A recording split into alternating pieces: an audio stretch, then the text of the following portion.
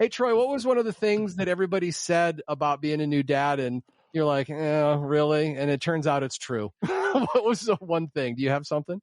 I think the anxiety that comes with it, that's probably the one thing. Like I heard people say, you will lie there at night and you will just listen to her breathe. Wow. And you will just make sure you are hearing her breathe. And I was like, no way. I would never even do that. I have absolutely done that. So yeah, that's definitely true. Oh man, transitioning into fatherhood, like any chapter, can be really, really challenging, and it can have an impact on your health. I mean, how many times have you heard guys say like they stopped exercising or eating right after they've had kids, or their sleep is just constantly impacted after that, or just even emotional health issues. It's a big change in your life, and we have a guy that has just become a new daddy. Dr. Troy Dadson. Dadson with a D. With a D. Troy Dadson. And this is a sideshow episode of Who Cares About Men's Health, where we're going to get a new daddy update, where Troy's going to tell us some of his experience as it relates to his life and back to the core four that might be able to help other new dads. Who Cares About Men's Health provides information, inspiration, and a different interpretation of men's health. My job, I bring the BS. I'm Scott Singpill, and I chose not to have kids because I was afraid I'd screw them up. So that's why I have no kids.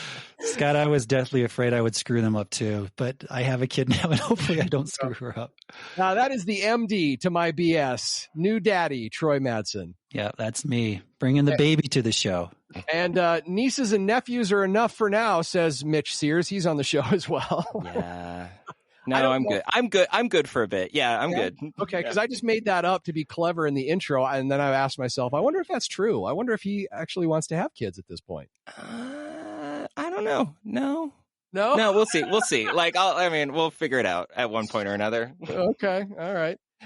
Troy, it's great to have you back on the show for a new daddy update. So, I've got one question for this episode of the podcast. Tell us all about being a new dad.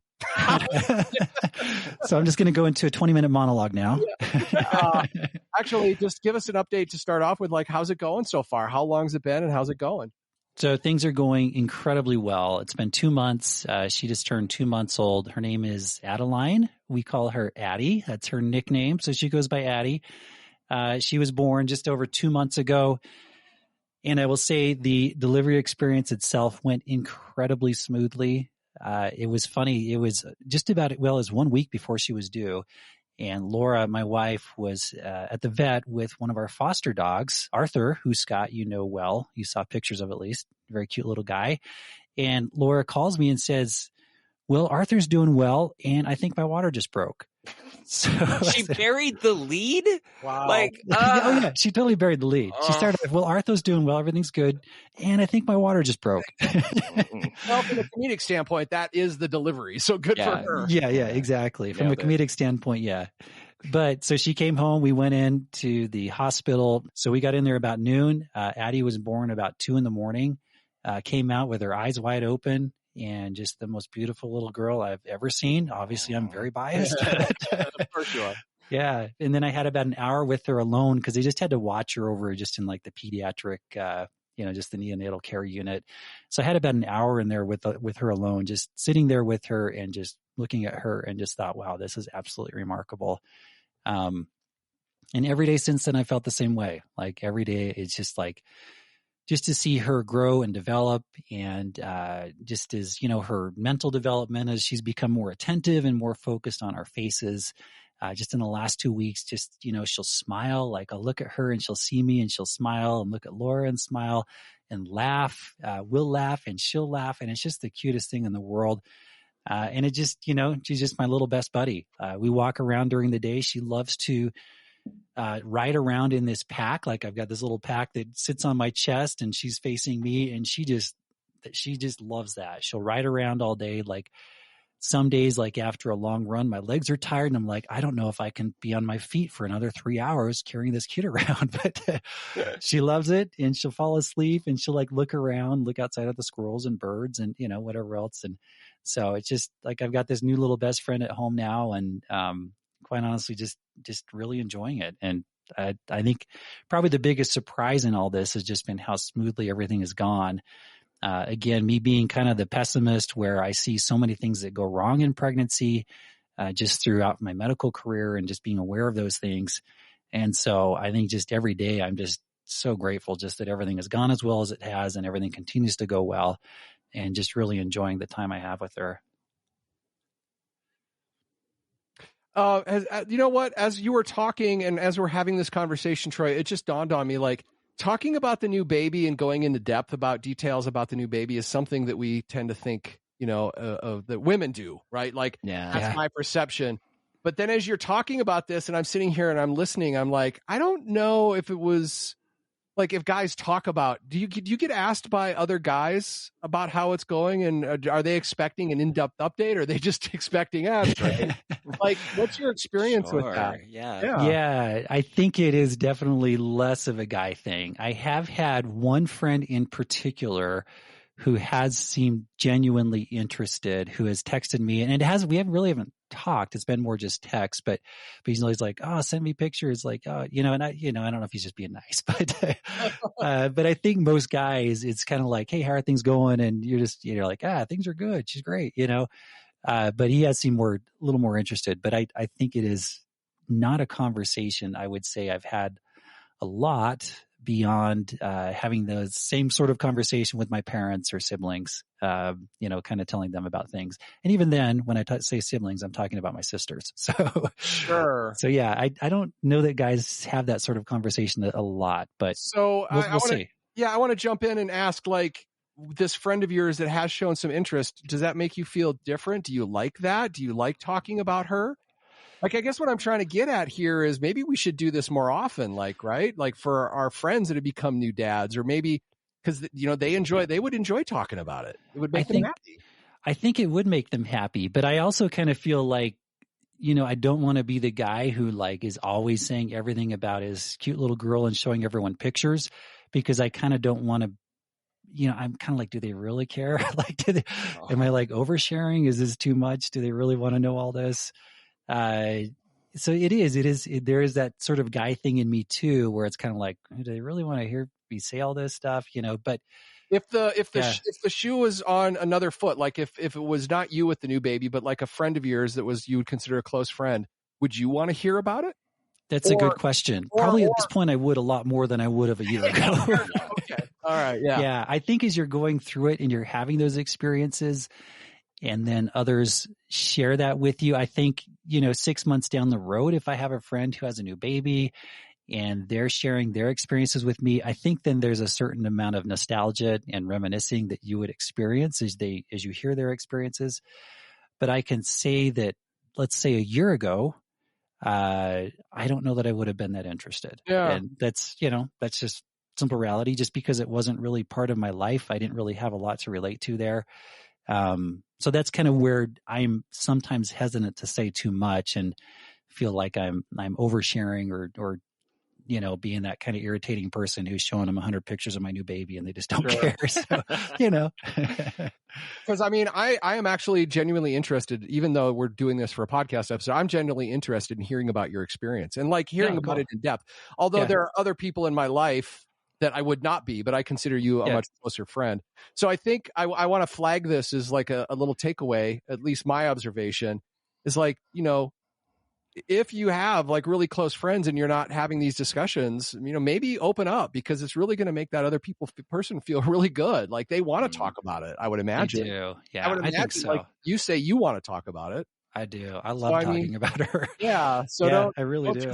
Don't just peg this as this is something that women do. Men can do this too. I think it's just, there's so many cool experiences just on a daily basis, just little tiny things. Just again, like I said, when she started to just focus on us more, and you could tell her eyesight was improving and focusing on our smile, just the laughs and the little sounds she makes, and talking to her, like her looking at me and then her moving her mouth and making little noises like she's trying to talk to. It's just like kind of silly little things like that, but it's just like, wow, this is so cool. Like it's just every day she entertains me. Like I'm not bored at all. Like I find her just every moment I spend with her, I find interesting and entertaining in some way. So you said what's been surprising for you, and you've definitely sounds like you've been blessed that how well things have gone, because that doesn't necessarily happen in all cases. Yeah. What's been kind of challenging? Sure. What are you dealing with there? Yeah, I think some of the challenges, fortunately, I think I did have some preparation for them. I will say this, and I don't want to say this in a negative way at all, but leading up to this, I received more unsolicited advice than I have ever received at any point in my life. I can only think of a couple of cases where I might have asked for some advice, but the amount of advice I have received was astounding as people found out we had a baby on the way. But that's a good thing. I think it helped me out a lot. But I will say, one of the things that has been a big adjustment is just expecting everything's going to take a whole lot longer. Like if we're getting ready to go out anywhere, right. You just expect it's going to take a lot longer to do that. There were some unexpected medical issues very early on, not major issues, but just some things that came up where it was in that first week, multiple visits to the pediatrics clinic. Like, the first couple of days, we were just down there every day. That was a little stressful. No question about it. I didn't know about that. Yeah, it wasn't big stuff. I mean, it was just stuff that But comes at the time, up. it probably was, right? I mean, it wasn't. I mean, that's the thing. Again, I knew of so many things that could possibly go wrong that I felt very grateful that was all that we were dealing with. And it wasn't big stuff. It was just like, okay, I've seen this in the ER. I've dealt with this. This is what we do. But it was an added level of just a little more complexity. Yeah. It makes your life even more busy because you're all these appointments and more traveling and stuff. Yeah. Yeah, exactly. Yeah. So that's why it was a relief to just kind of get through that first week. And then at the end of the week, the pediatrician's like, hey, everything's good. We'll see you back here in a couple of weeks. So I was like, great. We have 2 weeks where we don't have to come and see a doctor.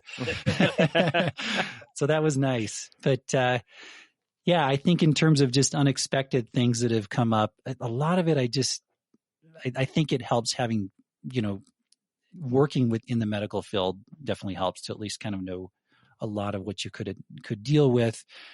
I will say though, maybe one of the most unexpected things I have dealt with is how you truly, as a medical professional, lose all objectivity when you're talking about your own child. Like it's very different. Like, I may see a rash in the ER and be like, oh, that's what it is. No big deal. I see a rash on her. I'm like, oh, wow, it could be this, and this. And I'm really concerned. I'm a little different because I'm overthinking it. But I will say, I think every parent runs that risk of turning to Dr. Google. You Google stuff and you see every awful thing that it could possibly be. And that's kind of where my mind has gone at times. Like, oh, it could be this. So I think we all face those anxieties as we're, this little person who we just are so involved in and care so much about and don't want to mess things up on, that we might overthink certain things. And so I think that happens to everyone, regardless of whether you're in the medical profession or not. So one of the things that I'm finding really interesting hearing about this kind of dialogue is being someone who has not really thought about kids much. When I was younger, there was some medical things going on. I was told I might not be able to have them, et cetera. If you were to have talked to me like a couple years ago about any of this, I probably would not have been interested. I just would have been like, babies. Even with Troy, even with Troy, I would have like, no offense, Mitch. I would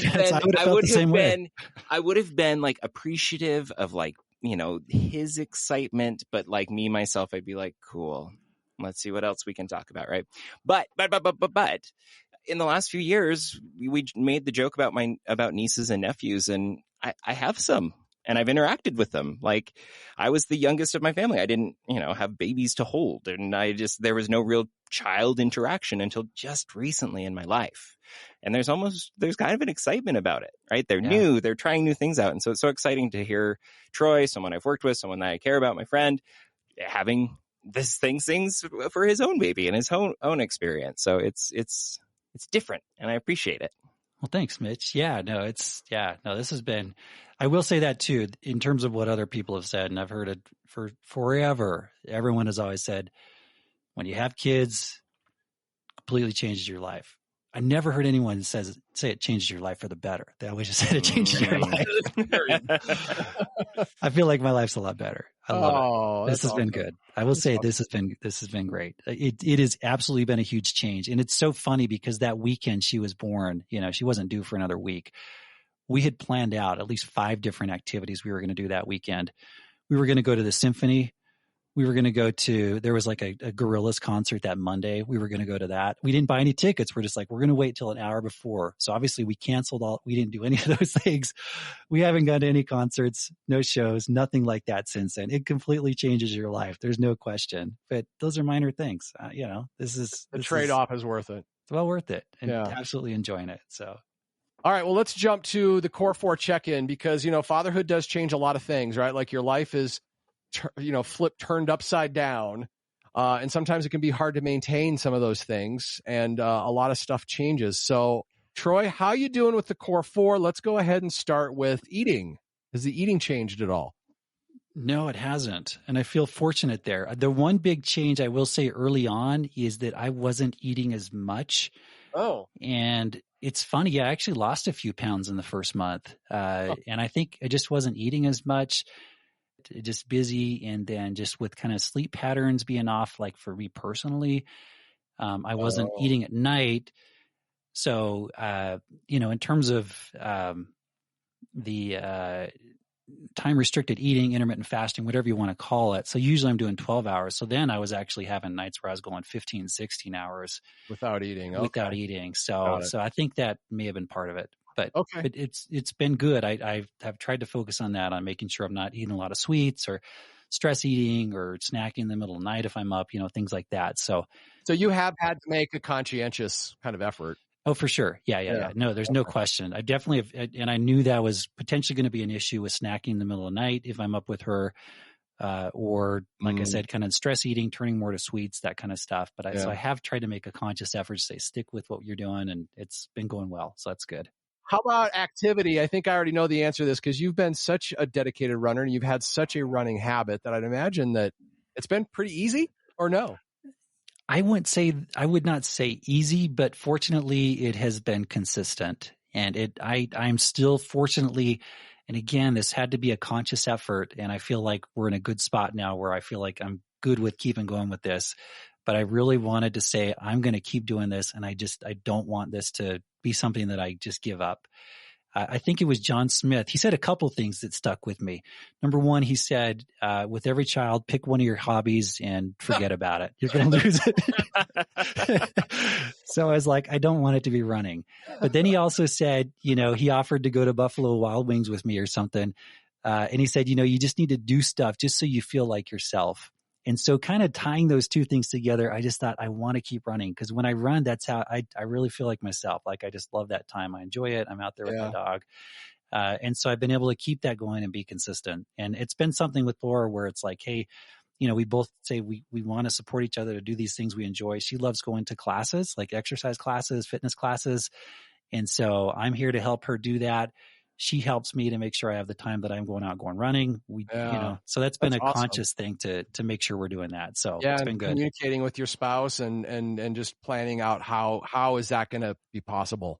Yeah, exactly. Because it is so much more complex when, you've got a little one at home and you're trying to balance childcare and all that. And it's a whole lot different than when you're just kind of doing your thing and like, hey, maybe I'll go running at 6 this morning. Yeah, maybe I'll go running at 7, maybe 8. It's like, it's much different when you're making sure. So anyway, so it's just been a matter of organization and making sure we're communicating and sticking with what we like to do. It takes more work, man. Just, not only you're bringing more work home with that kid, but it just takes more work doing the things you did before the kid. Yeah. How about your emotional health? How's that doing?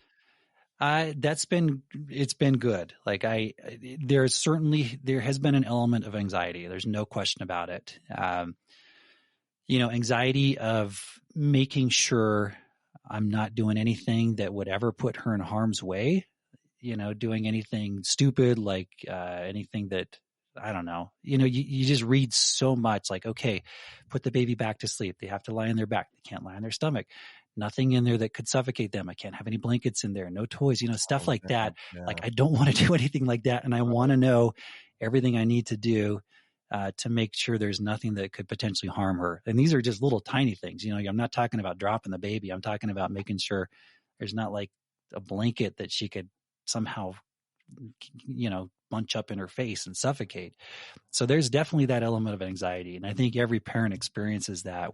So from an emotional health standpoint, I think a little more anxiety, but at the same time, I think there have been so many positive things from an emotional health standpoint too, just the reward and joy and being able to interact with her. And, you asked about running and fitness. I think this kind of thing brings so much more meaning to just health and diet and all those things, just because I want to be a healthy dad for her. I want to be healthy. I want to be here for her in the long term.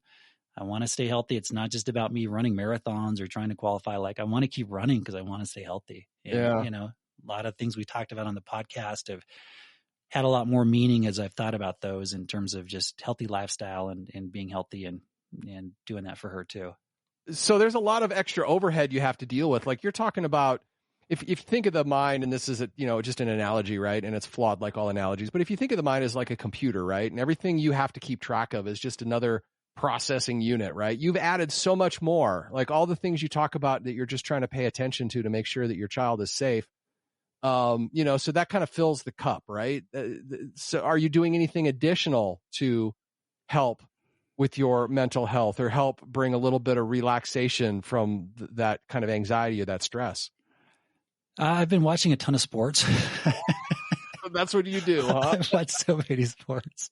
Okay. And it's been a great time to have a baby. Like the month of October, November, it's just like sports heaven. There's, there was the World Series, NBA starts up, college football, NFL are in full swing. That's kind of my release in a lot of ways. Watching sports, like just it's an distracting. Opportunity. It helps turn your brain off. For a little bit. Turns the brain off. Yeah.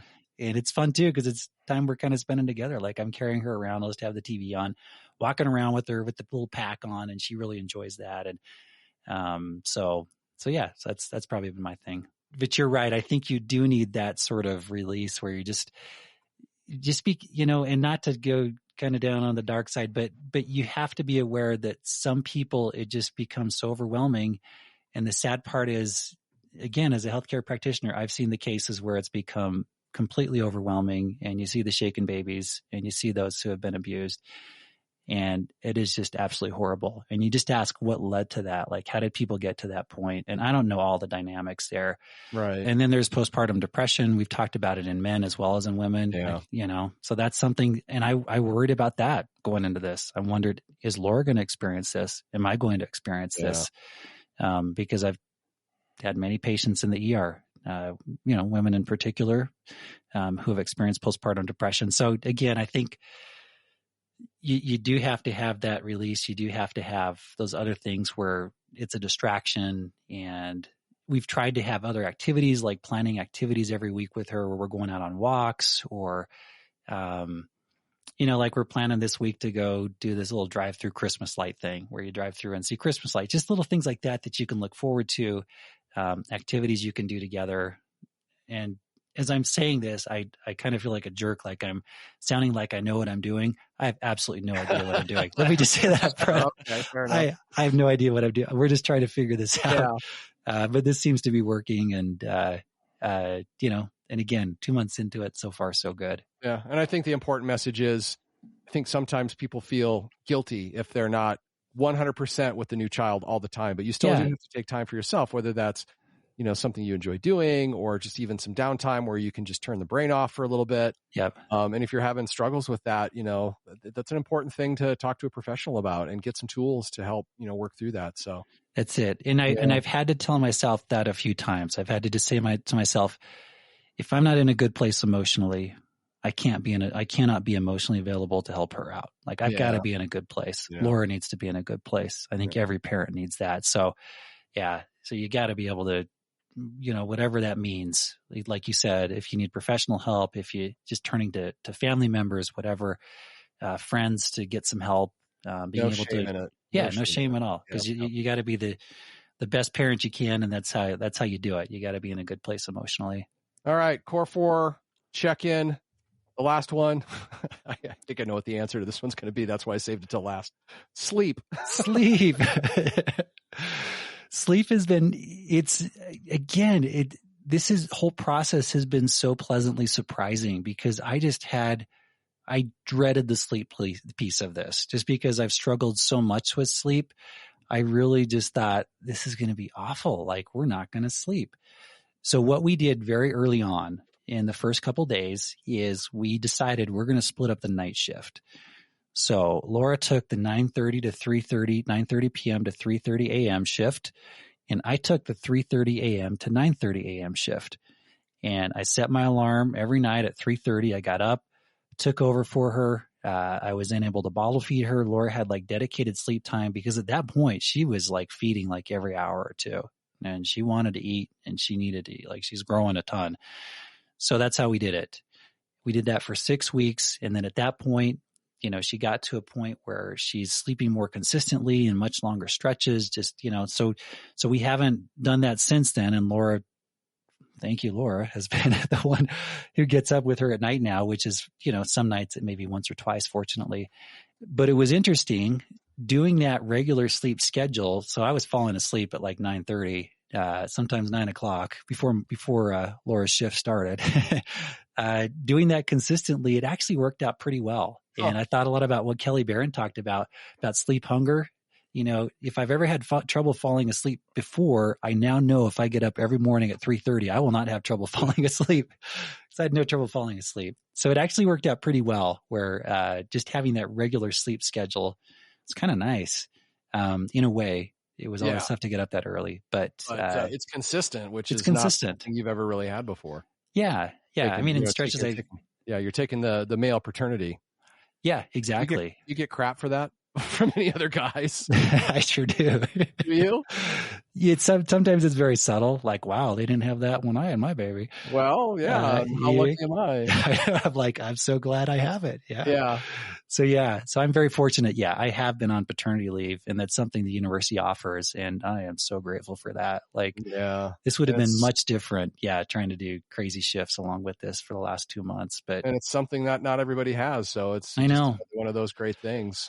I mean, that being said, I think most people, at least you can, but it's, you know, you can take FMLA time, but you may not get paid. Yeah. It's like for me, it's like 8 weeks. Well, it's like really like 6 weeks paid and then 2 weeks of just leave, like technically how it works out. But